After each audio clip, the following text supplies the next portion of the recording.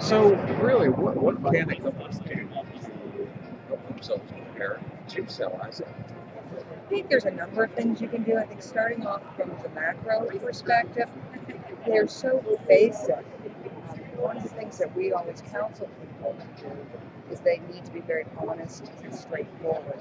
It's interesting the psychology of doing deals. If you disclose something at the very beginning of a process, people are very comfortable with it. If it comes up in the midst of a process, you'll get very nervous. So one of the things, as you're thinking that you may eventually look towards an exit, you need to have a very transparent set of financial numbers. You want to have the data available because those are all things that give the potential buyer comfort and they decrease the risk. If you do that, you're going to increase the price of it. From a more micro perspective, it really is about the basics. You should be able to produce monthly financial results. They can be in QuickBooks, it doesn't need to be anything fancy. You really need to be able to track your gross ads from both a unit perspective and also a revenue perspective. You certainly need to be able to do that from the churn side also. It'd be great if you can get some type of indication on why you're losing the customers, but at the very least from a unit perspective and a revenue perspective. And I think at the end of the day, that buyers get nervous buying a company that looks like it's on a downward slide. I have one of my great buyers who always talks about trying to catch the falling knife. Nobody wants to do that. It makes them very nervous on what is going to go.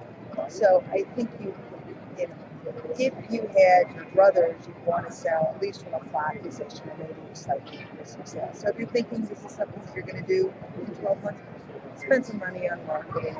This isn't the time to cut costs and to show those revenue. And thank you.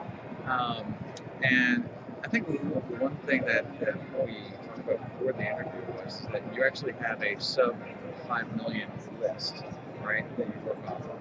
So, at least I was under the impression that, it's like, okay, so if I wanted to sell my company, you probably would not touch it for, if it was like 20 mil, or 10 mil or something like that. So, but it's interesting why you actually have those five. So, can you share that with us? The industry has been great to us, and we love working with people in this industry. We've made lots of friends over time. And essentially what happened is we had buy-side mandates that we were looking for a specific set of criteria. And then you would find wonderful companies, but they didn't fit that criteria, but they were interested in potential exit. So eventually we started putting all of these companies on a list and distributing them out. And it was my partner, Frank Stiff, suggested that I was crazy to be messing around with these very small companies. I don't sit still very well, and I discovered that it really keeps you so in tune with what's going on in the marketplace when you're dealing constantly with several deals in the process. So you get understanding the rhythms and the beats of the industry, who's adding, who's growing, how different products are being perceived by the market, who's feeling pressure to get out, who's feeling optimistic. So we feel that it really gives us additional insight into what's going on.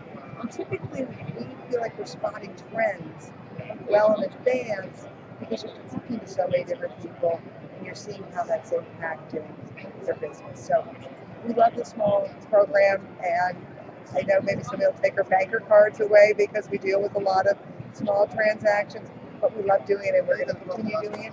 And even from a more mercenary perspective, a lot of people that buy for a while and establish a relationship eventually end up being sellers, and then they go on. So I think it's a win-win. It's been terrific for us.